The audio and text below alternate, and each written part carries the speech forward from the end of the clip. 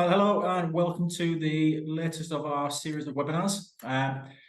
Today we are moving on to continue talking about content, and we've got the brilliant Marisa Brown here, who's one of our senior client strategists, talking about how we're going to get that content out of those busy people we have in all of our businesses, those people who have all that knowledge and are just too busy to actually put it on paper for us.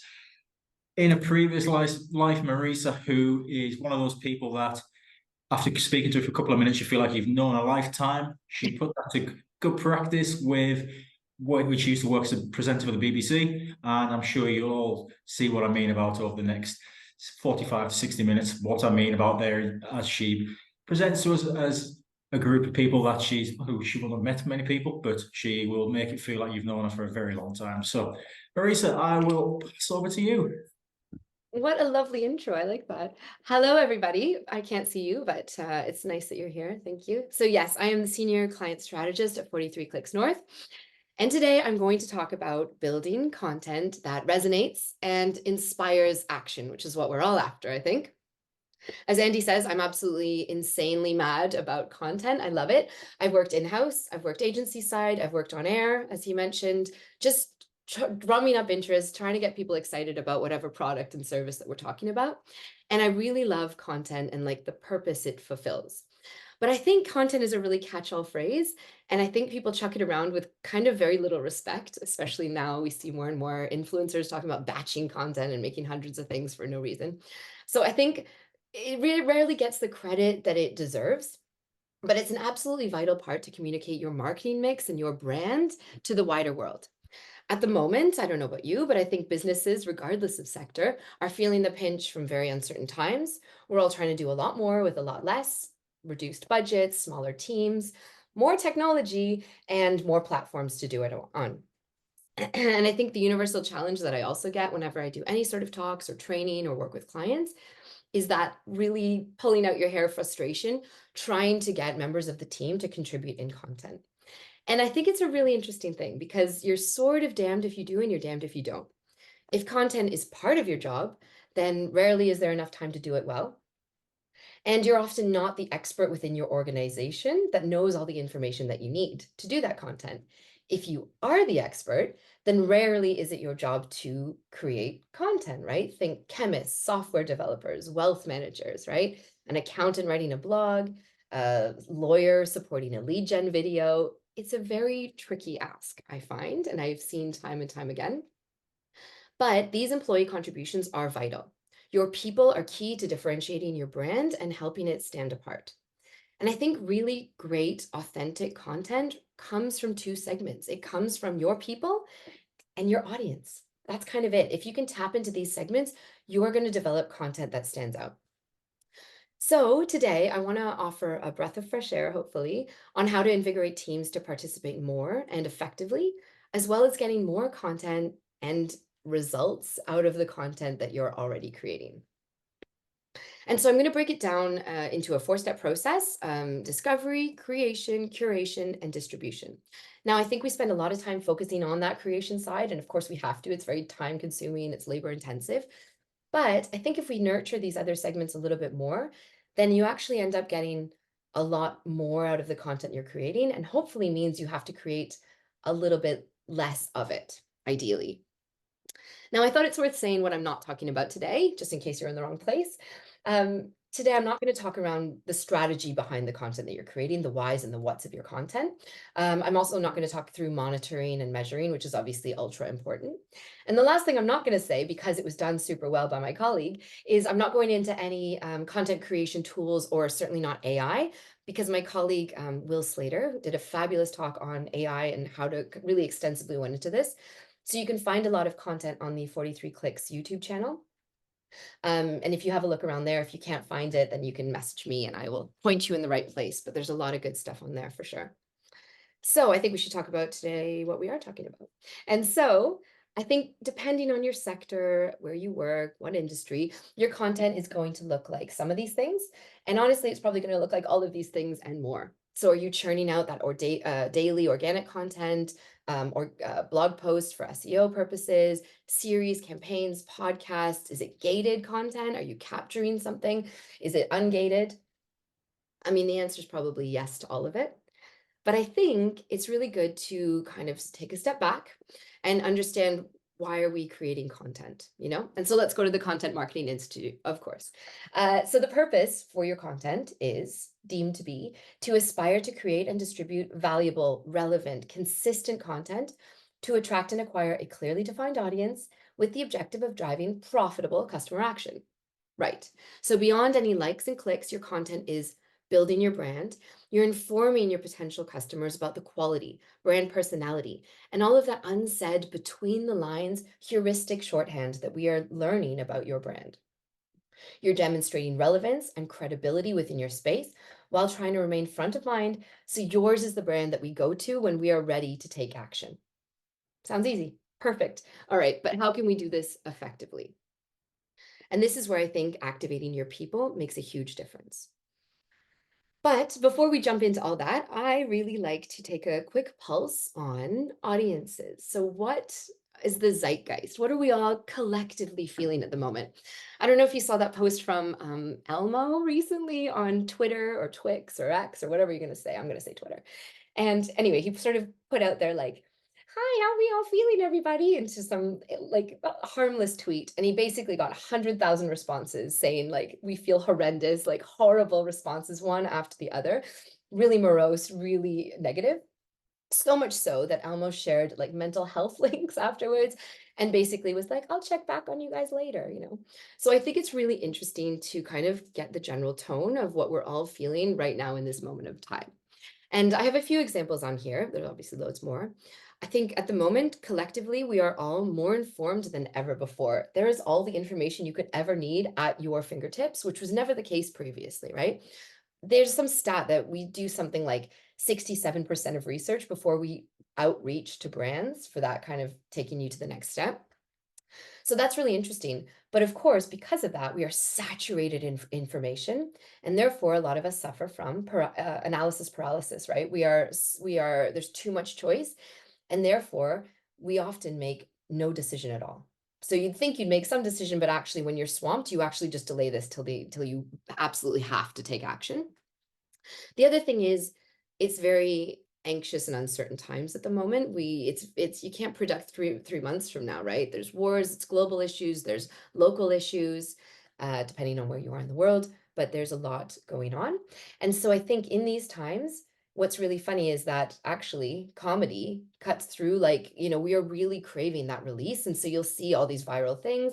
I mean, the comedic sides really stand through. We are craving it.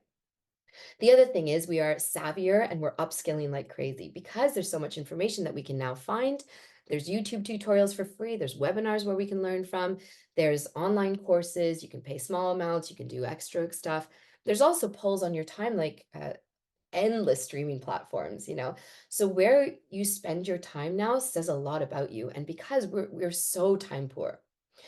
And the other thing is, because we're savvier, because we're more informed, we really do crave this authenticity. I think now we do not suffer fools like previous, these 24-hour news cycles. We see the same buzzwords from the same people. It's the same with all this influencer stuff. Like, we end up seeing the same content come out of all these people. It sort of falls flat. And so I think there really is this tendency towards the no bull as well. Now, the other thing I like to kind of keep pinned up close at hand in any content creation process are these content fundamentals. And so I think here, this is around, we don't want to slap anybody in the face with this. We're not saying this purposefully, but it's with every piece of content that you're putting out there, we should have these 6 things in mind, right? The credibility. So why should I believe you as a brand? Clarity, we want to be dispelling any confusion of any sort.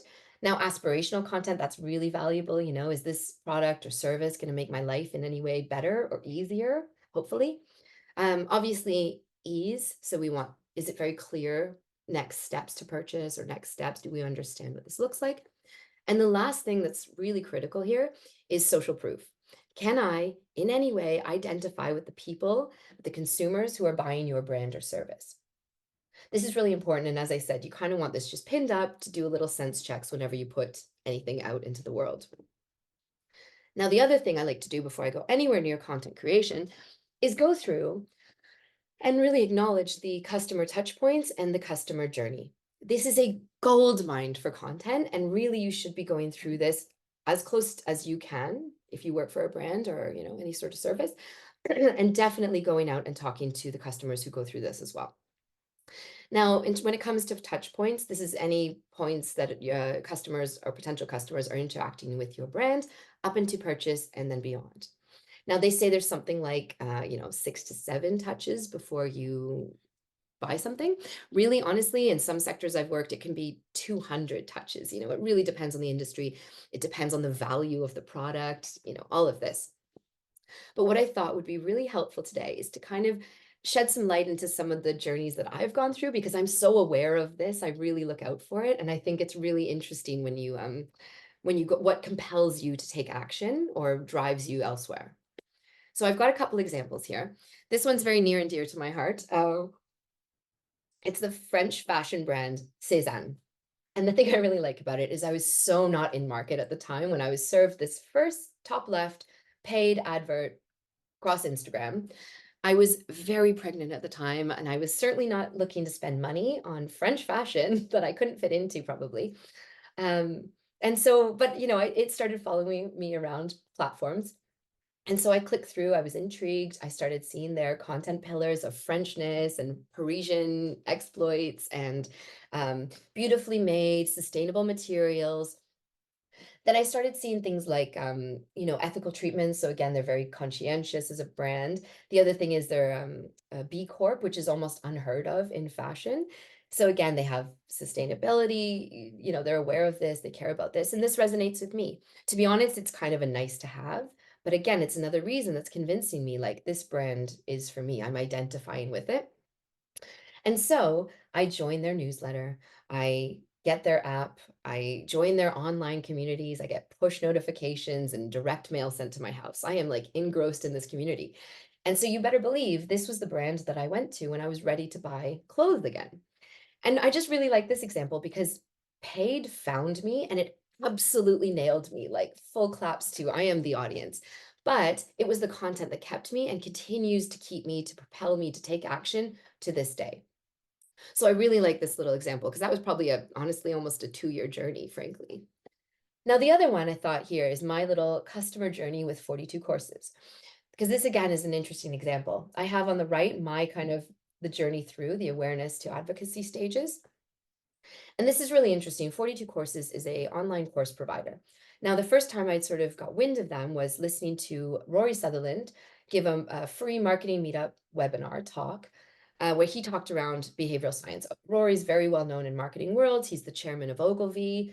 He works the circuits, so he's constantly speaking. And here he was talking around behavioral science. I have a bit of a psychology background. I'm hugely interested in it, and I like the idea of applying it to marketing. So I was thinking like, so my thinking now is my interest is peaked, and I'm thinking, do I need to go to uni?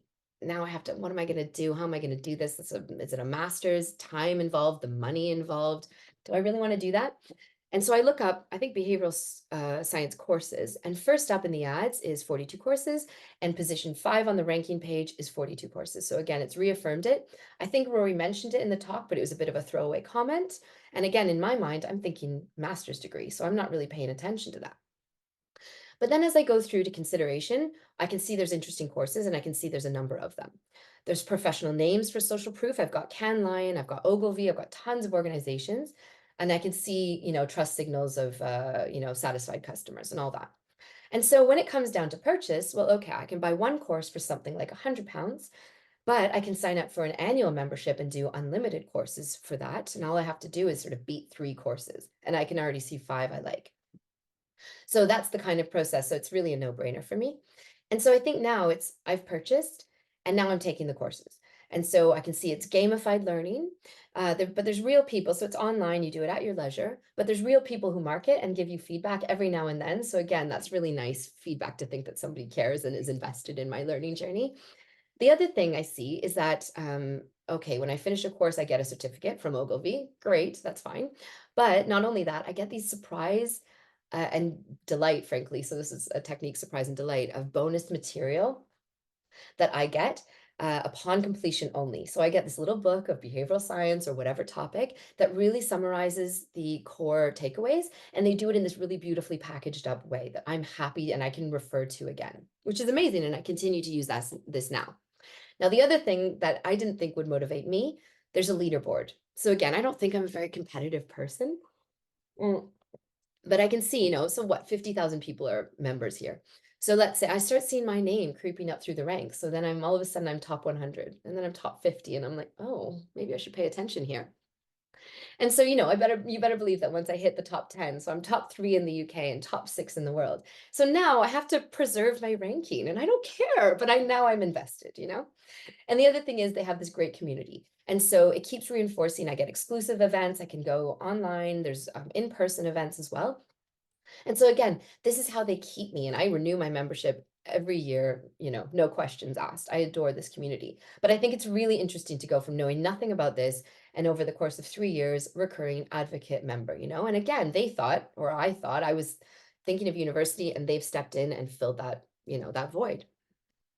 Now, the other thing I thought I'd add, because this is a much more arduous, labor-intensive process, is the act of giving blood. Now, this is more a charitable example, but I think it's a really great process to go through for finding frustration and pain points and how to address them. Now, giving blood is very arduous just by the nature, and it's a tricky ask because it's altruistic. You do it for you do it to volunteer. You don't get paid for this, and it's a lot of pull on your time.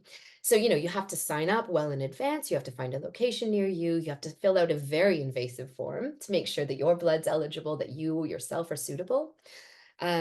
There's things you have to do on the day. You have to eat right, you have to drink right to make sure essentially you don't pass out in the chair. So again, they need to make sure that I am reading this information, consuming this information, and that it's actually registering. The other thing, obviously, you go there, it's a clinical environment. You have to be okay with giving blood, although it's only about 15 minutes. Now, the thing that they never used to do well, there was never a tangible element. You give blood and what? It goes off to where? And now they're very good at letting you know, not only is your blood like it's left the building, it's going to be used. It's not just destroyed or sitting, idle somewhere. And now you get a text message when they actually use your blood. So I know that there's someone in Manchester, all the better, because I gave blood that day.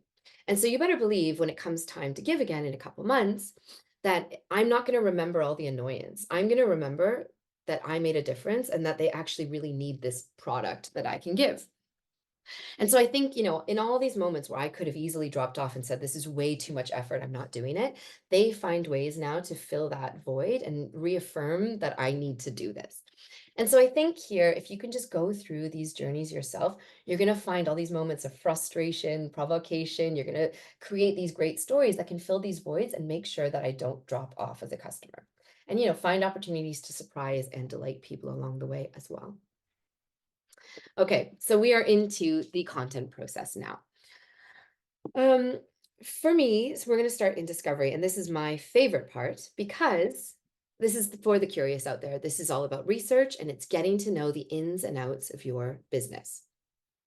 Now, old data can help with this. Obviously, historic publications, documents, adverts can be quite telling.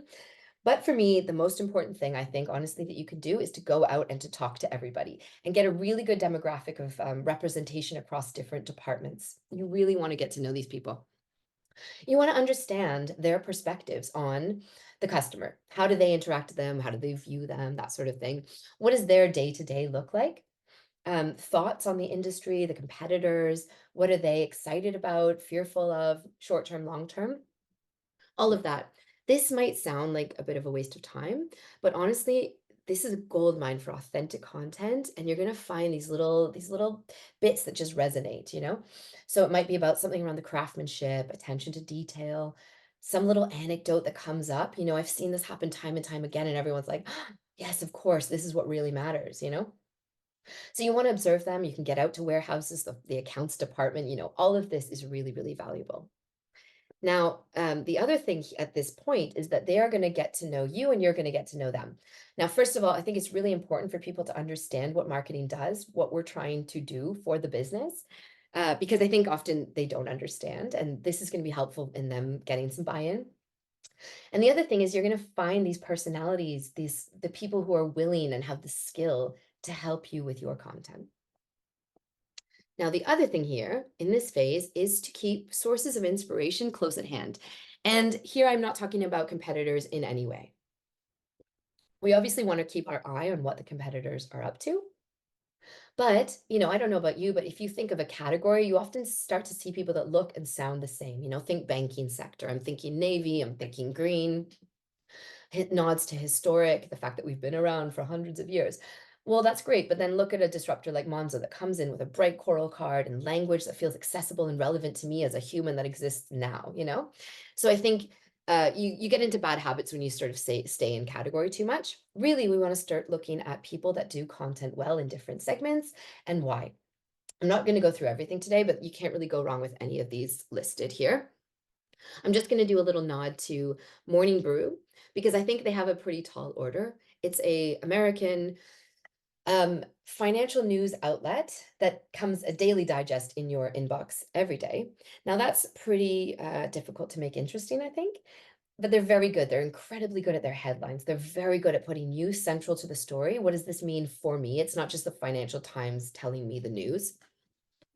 Now, the other thing they do really well is social platforms. They're very good at tailoring their content and shifting it to the kind of mood and position you're on the social platforms that you're consuming this on. The other one I just wanted to call out is Spotify and Monzo.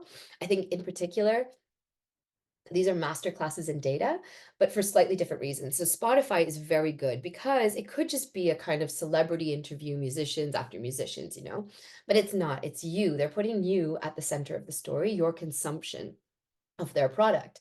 And so obviously never is that more evident with Your Year Wrapped, where they round up your listening for the year, your top artist, your top hours, all of this. And of course, you can it's gamified because you can compete with your friends. Also, is it a representation of you? Does it out your dirty secrets in terms of music? Has your child captured all of that and they've ruined your whole thing for the year, which I always see dismayed parents for sure seeing that and sharing it. Now, the other one I like is Monzo because they do similar stuff, but it's all around spending habits. So, they're really good. They're very cheeky and it's very North versus South, London versus everybody. And, they're just really good at entering conversations because, there's when anything topical comes up, they can jump on that bandwagon. They have the data at their fingertips. So they're very good at being topical. And of course, tutorials from Adobe and Figma, well, that makes sense. You want to use this product well, it's complicated and they want to inspire you. So that lends itself really nicely. Now, this is my moment of love for all the haters out there, the naysayers, the negative, the trolls, anyone who's on your brand. Now, I have a really sweet spot for these people because I think there's a lot of great content that lives here. Now, obviously, from a product point of view, we need to understand if people aren't happy with our product or service. So that's a business necessity, really, to tap into what the issues are here. But I think great content lives here. So, if someone's deeply frustrated, if loads of people are frustrated, well, maybe there's education pieces that need to be created, some sort of guide, some sort of how-to video series, maybe tutorials, perhaps. Could there be a funny twist? If everyone's using something incorrectly, well, could you be poking fun at it, but also saying, we hear you? So there's a lot of opportunities, I think, that lives here. Now, the other thing I have seen time and time again is that it is a very thin line between love and hate. So the people who are so impassioned to be hostilely writing at you, it's pretty easy to turn these people into brand champions. If you can take time to make them feel seen and heard and understood, there's a lot of opportunity that lives here. So what I would say is take time to have these awkward conversations. Now, okay, great. We are armed with helpful insights, and I think we're ready to create something valuable. Now, here we have to be choosy because we can't do everything. We'd love to, of course. So what are we trying to accomplish with our content? Is it for SEO? Are we capturing emails? Are we communicating our brand? We just obviously need to be mindful to be most effective. But I am going to preface this with, you need good content. Remember that people are savvier. Remember it's saturated marketplaces now. So it's an investment content. If you're a local beautician, fine, your content can look like one thing. If you're a multi-million pound company, well, your content will need to reflect the tone and gravitas in order to convey that trust to the wider audience. The content needs to match the brand. And this is how you're communicating the brand to the world, right? So we need to invest and create that high quality content and then find ways to repurpose it, right? It goes for imagery, copywriting, demos, video, all of it. We don't want to give people a subpar experience with our brand because we're informing them that, even subconsciously that they might have a subpar interaction with us. And so they won't trust us as much as they should. But I think we can be really smart about this. And when it comes to content, I think it comes down to three things. I think it comes down to money, skill, and time. Now, money and skill is not really for today. That's a different kind of webinar. I think we all struggle with the money side. There's less and less of it. So I think we have to make sure that we're getting the most out of the content that we are creating. And then skill, obviously skill is an ever churning process. You need to upskilling, keep learning, or you outsource to professionals if you don't have the skills in-house. That's kind of what it comes down to. So for me, time is the most valuable commodity that I have something that I can control. So where is your time best spent, your team's time best spent? And then it's a matter of recruiting others to help and then outsourcing what you can't. Okay, so whatever industry you're in, presumably you're experts in that industry, right? Why else are you in business? So we have to demonstrate that to the key decision makers along their buyer's journey. We need to showcase our people, showcase our experts. This is especially true when it comes to B2B, because people don't really talk about it enough, but not only do you have to be likable, but you have to be knowledgeable. You have to be both, or they're going to go down the street to the next provider, right? And we want to demonstrate this on whatever platforms we have at our disposal. We need our in-house experts to help us. And okay, you're going to find different degrees of willingness when you go to your teams. There are always going to be people who don't rate marketing and don't understand it and, don't start there. There's going to be others who are more willing, but they're going to have constraints on their time. They're going to have their own deadlines, their own work to accomplish. So here we need buy-in from them. They need to understand what we're trying to accomplish and why we need them to do it. So just a few little tips as to how to get the best out of people, really. What does this look like? We want to start with these most willing participants because what I have seen time and again is that it has this knock-on contagious effect. If you keep going to one person, well, all of a sudden others are going to put their head above the parapet and say like, well, I can do that too. Now with those keeners, you're going to want to find out what their strengths are. What do they feel comfortable doing for you? Because we're not good at everything. We're very uncomfortable in some ways. Maybe they're not strong writers. Maybe they feel very nervous in front of the camera. Well, how can you hear them and tailor the content accordingly?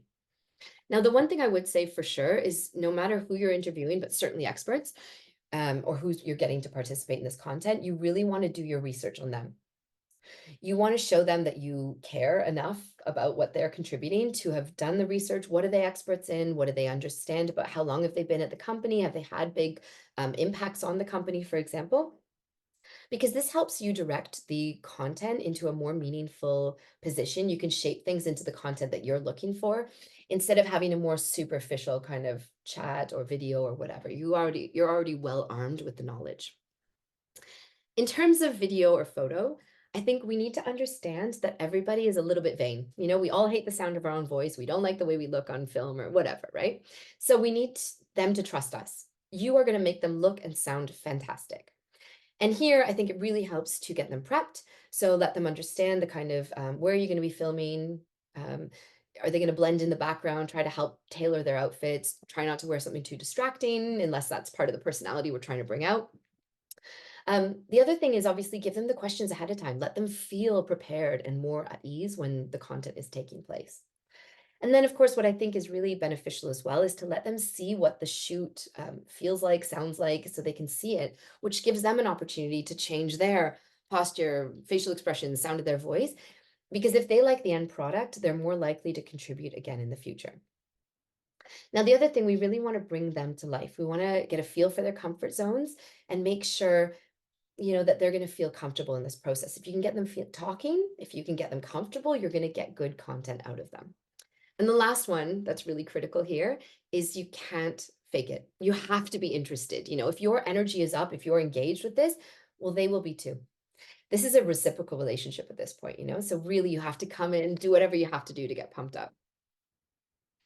Now, right, so we have our key people. We also want to build ourselves an army of content creators, or at the very least, supporters of the work that we're trying to accomplish. People like to be helpful. So I think it's really useful to let them know the kind of content that we're interested in. So, I've said that you've gone around to these departments, they now know you, you know them. So let them know what you're looking for. If they deal with customers a lot, well, maybe they could be writing down great quotes that you could be using, or issues that you should know about that you can be addressing in your content. Can you get around to the financial teams? Can you have them looking into data trends for you? Now, the other thing is, if there's members who love photography or videography, I mean, I don't know if you know, but we're all professionals now, right? We have amazing phones that can do great things for you. So can you be arming the people who are really keen to do this? Can you let them know the sort of stuff that feels on brand for you, that feels like you'd be interested in knowing more about? And the other thing here is to organize this kind of collective of people. And can you give them training?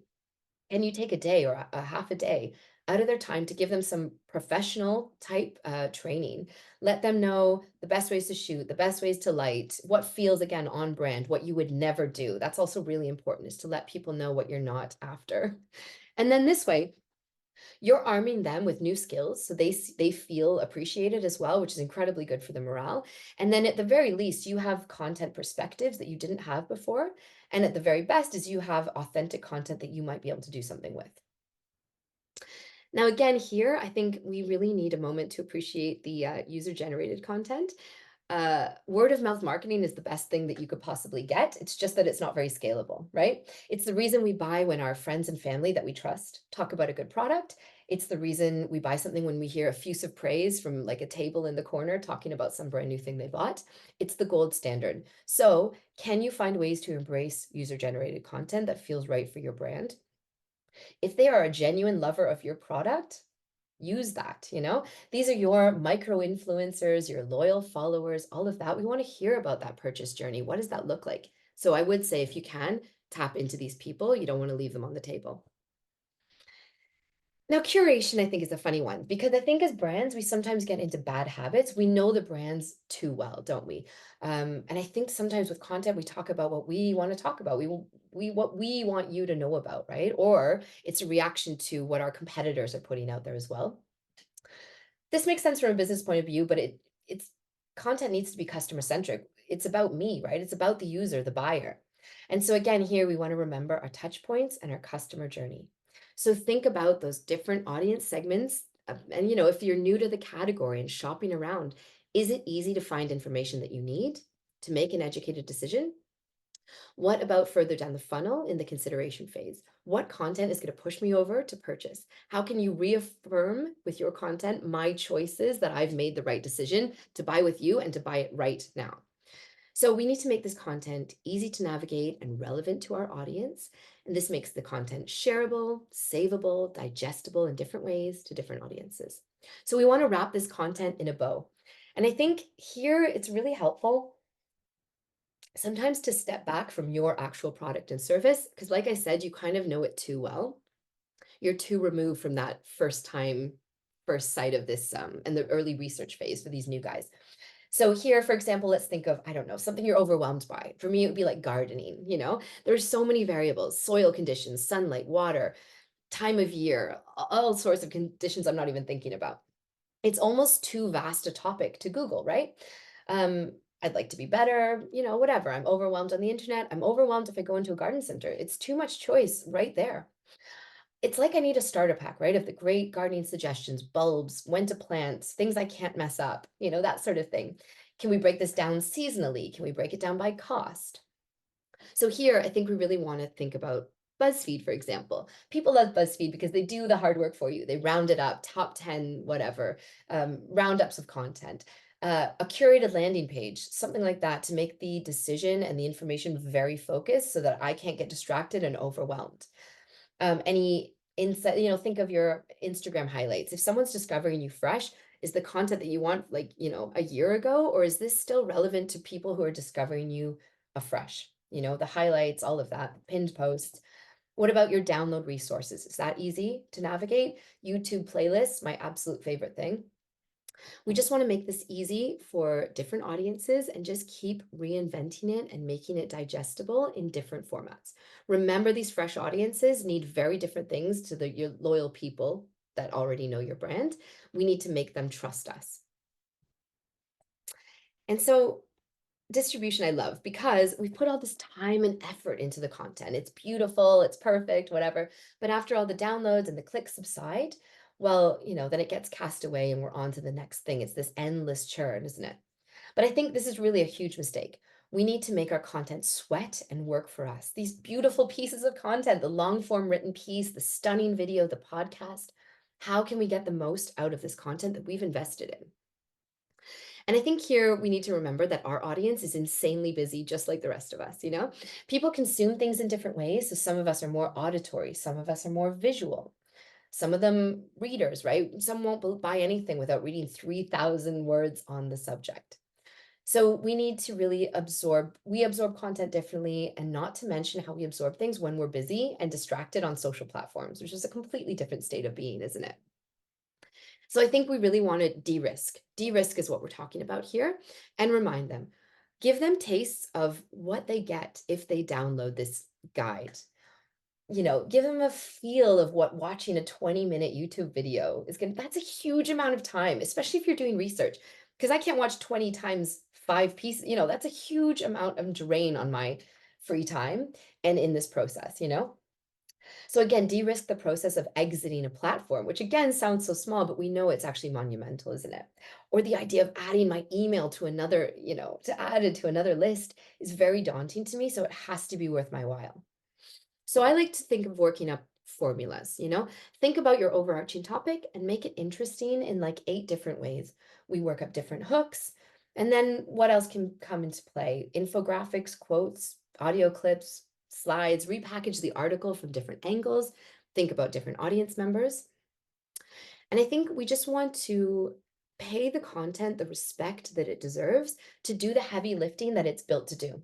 Because even if you're tired of it, your audience probably hasn't even got around to consuming it, even if they want to. It is somewhere bookmarked to read or watch later. And this is very true of me. Now, when it comes to distribution, where does your community live? Whatever taste, interest, opinions you might have, you're going to find a group online for that. So for your product and service, are you aiming at struggling business owners, sports fans, retirees who like to juggle? Because there's a community for that out there. I think here Reddit is your friend. Facebook communities are literally the only reason I go onto Facebook anymore. Slack channels, those are hugely valuable. WhatsApp groups. In here, collaboration will help you tap into these new communities. So you find tangential offerings there where you can partner up with. And what about guest appearances? These are hugely valuable for opening up these fresh audiences. Again, these are just different ways to breathe new life and relevance into the content. I would say I have a bit of a cautionary tale in the sense of you have to remember that you've got to spend time in these groups. You cannot just, shove your content down their throats. You will be crucified for it. They'll kick you out of the communities. That doesn't belong here. So you have to live and breathe these communities a little bit. You have to kind of see how they interact. But as a participating community member, I am always on hand to drop useful content from our brands when that feels relevant, right? Because your brand should have the useful content that they're looking for. And if they don't, well, that's the first place to start in terms of creating content. And sort of the last thing to add here is just remembering that conversations are king. I think people need reminding that dialogue is required in this. We spend a lot of time trying to access these potential customers with our content, and it's a huge missed opportunity to not engage and encourage dialogue. It's a bit of a mindset, you do have to feel confident communicating in your brand's tone of voice. But it's, it does pay dividends. Now, if you want inspiration, I think you can look to Monzo. God, I keep mentioning Monzo, don't I? But and LinkedIn, especially on Twitter, they're very good at kind of interacting. Financial Times is surprisingly good, like on LinkedIn. And of course, obviously, all the noisy brands out there, the Aldis, the Littles, the Innocents, you can look to them, although it's a bit in your face, isn't it? All of this helps build positive brand sentiment and brand loyalty. So you just want to use that tone of voice here that you have. Well, I think this all sounds like a ton of time required, and it is. Great content is a huge commitment. It's tactical, it's strategic, but as long as you're focused on the why, the rewards are huge. It's an incredibly vital piece of the puzzle, and honestly, I think it is the thing that pushes people over the edge and helps reinforce and rationalize the decision that they've already made with their gut. They've already made this, so let's push them over the edge into purchase, yeah? So best yet, it's a piece of the puzzle that you wholly control yourself as well. So to sum it up, it's pay attention, activate your people, respect your audience, and sweat that content. It works. It absolutely works. You can just ask Cezanne, which keeps taking all of my money. So I'm always happy to talk content. Back over to you, Andy, and feel free to message me, everyone who's here, because I could talk about it all day and beyond. Thank you very much, Marisa. Some fantastic insights there. If anyone has any questions, please feel free to just drop them into the chat now, and we can pick up and ask Marisa and pick her brains while she's here. From my point of view, some really interesting bits of information that came with it that sparked a few ideas and questions of my own. So when you talked about right back at the start about content fundamentals, should the content we create, does it need to meet all of those fundamentals, or should it be looking to pick off a few of those?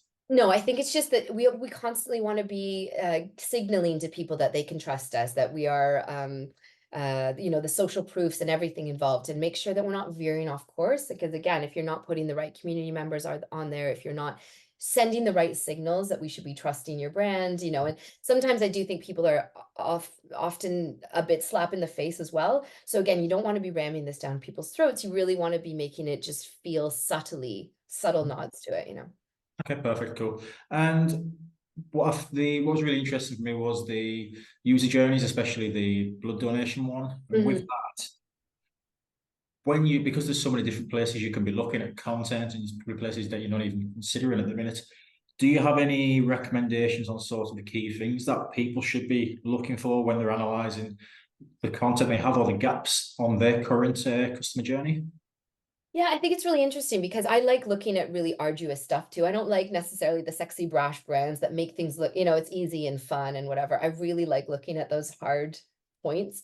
And so I think, charities have been really good at this for a long time, in the sense of they're very good at communicating stories, like they put the sick children or they put the harmed animals. They're very good at putting that front and center of the story. But again, as I said, it misses that tangible element. Why do I need to contribute? Like, it's someone else's problem, isn't it? And so I think we just need to keep coming back to what is going to compel me to take action. And that's the best way to go through it yourself, is to find, especially with blood services, because I'm like, oh, if I can't decide when to schedule, I don't see an easy appointment, then I give up immediately. You know what I mean? So like, it's very difficult to jump over those hurdles, but you're going to find those opportunities to do so. Cool. We've had a question from Claire. Firstly, she says, great presentation, and thank you. What would you say is the best way to get non-marketing people on board with content? Because sometimes it's hard for them to see the value, especially when they're busy. You're trying to get that thought leadership content out of them without the immediate return that you would be looking for. It's my favorite thing ever, is dealing with people who really don't want to talk to me. I've seen it happen time and time again. The thing here is buy-in. So I think you really do need to tap into what is going to strike a chord for them. At the end of the day, you are here to help make the business more money and more profitable so that they have jobs. We're all on the same side. And this is where I think there is, especially like siloed off organizations, I think sometimes marketing is seen as just the department that spends money, willy-nilly, or makes things look pretty or whatever. So again, they really need to understand what you're trying to accomplish, what we collectively are trying to accomplish here. There's so many things to say, but yeah, I would say I would start with the buy-in, and I would start with the keeners, like really. And as well, especially with B2B, I find there's a lot of appealing to ego, and I don't mean manipulating people, but really, if they are these valuable contributors, what difference are they making to the organization? And then why do you need them to tell the story? And I think if you tap into these human elements, that everybody cares about their section, they care about their work, and often people don't feel seen. So if you can see them, if you see that contribution, then just that will start them sharing. And I think then you can develop it and say, like, I'd really like to hear more about this. I think we need to tell this story in what way are you willing to participate? Because as I said, I've seen really good things in terms of recording people. So again, they don't have to do any work. You record it, you do all the hard work. You can type it up later. People love to correct you that when you get things wrong as well. So then you can they can pepper in a little bit and shape it accordingly, but it doesn't feel like they're staring at a blank page when they have deadlines of their own. Something else I think you can add to that as well is it goes a lot on the line of ego is show them stuff their competitors are doing that are the same sort of similar to what you want to do because they always want to outdo their competitors and you show them the engagement that they may be getting if they've got it on social or are they ranking a certain level on Google organically because people always want to outdo their competitors as well, don't they? Absolutely. I think it is tapping into, again, what's going to inspire them to participate but let them know again they have veto power. Like if they feel insecure, they don't like it, well then we can kill it or change it. I would take Yeah. that risk out of it. Brilliant. And you talked about the different types of people you could be interviewing. If everyone's short on time and there's an ideal world of we'd love to get to everyone, Mhm. are there any certain groups of people that if you are short on time, who you would prioritize first? Yeah, I mean, I think it's really important to get those perspectives from it's hard to talk without, like, obviously there's products, there's services, these have different stories to tell. I think it's really important to get the people who are customer facing, we really want to understand, but also the people who get those complaints and, anyone that's fielding those sorts of issues. But I think it's really important because I've found the most interesting stories come from, I don't know, like catering teams, security guards. It's like it comes from everywhere. And you'll get these little nuggets of information where everything starts coming together and you're like, this is the most important thing to you know what I mean, to the customer. And that's where this whole world of content kind of envelops in front of you. So I do think, it's hard to go wrong when you're dealing with customers or the makers themselves, of course. Very cool. Next point is we've had a comment from Nazanin, who's a digital marketing student and found this really impactful. And he's got some great and valuable ideas from your presentation, especially around the conversation with target audiences. She's off to interview them and get their opinions. Amazing. Moved on to the popular question of the minute, the big topic. What's your opinion on using AI to generate content? I mean, I find it interesting. AI, I think, is really good for generating prompts and really inspiring. I think it's a nice way to, I mean, yeah, kind of exactly that. For me, I think it falls hollow. Like, right now, I mean, I'm sure in 2 years it'll be nightmarish taking over everything. But right now, it's just not, it does fall flat, I think. But it's a really great way, especially if you're staring at a blank page, if you're staring at imagery that you're not inspired by, giving people that flavor. But I know there's a ton of commentary right now, like people are using it to communicate with customers. I mean, that is really, if it's not representing your brand, then it's doing a disservice to you. I think it definitely has a place. It's just right now, I think it is missing the mark a little. So Yeah. sparingly. Yeah, you made some other points not related to AI, especially around the research points. So I think AI, it can be really useful at helping you to create a structure for a piece of content. But the more you go online and you consume content online, you start to see more and more people who are using it, and you start to pick that structure, and you can start to pick them out as well. I think what I took away from what you were talking about is around the research piece. So AI makes creating content really easy. Anyone can become a content creator this day and get an article about a certain subject. But I think it's that research that makes that content more relevant. It's research that AI can't speak to your customers face to face and have those deeper conversations that you're able to have. And ultimately, that viewpoint will make your content much more personable as well. And I would just stress the idea of like, because again, people talk around batching content all the time. And while I think efficiency is really important, you can't give your whole life over to creating content. You don't want volume. You want quality. So I think really getting more out of that really good piece of content and making it interesting. And as I said, really digestible, because the idea, my heart kind of breaks when I see something on LinkedIn and then you do the little down arrow to get, and you see like a full, I'm not ready. I'm not committed to reading that, that piece yet. So again, we need to make sure that we're getting people, stringing them along. Maybe they just need a little quote. Maybe they need a little thing, point someone to somewhere else. So that way you're bringing them along the journey instead of just throwing stuff at them when they're not ready for it. I Yeah, think that is really valuable. yeah, definitely great points. Well, yeah, that's the end of the questions, unless anyone else has any more. What we'll be doing off the back of this, the recording from today's webinar will be available. We'll just need to do some final editing to it and probably get it out early next week on email. We will have another webinar coming up in probably next month. We just need to confirm the subject for that. So keep your eyes on your emails if you sign up to our newsletter as well. And we'll be announcing that one in very shortly. It'll be on the socials as well. So hopefully we can see you for the next one in the coming weeks. But thanks for coming, taking the time out of your busy day to listen to us, engage with us, and we'll speak soon. Thank you so much. Bye. Bye-bye.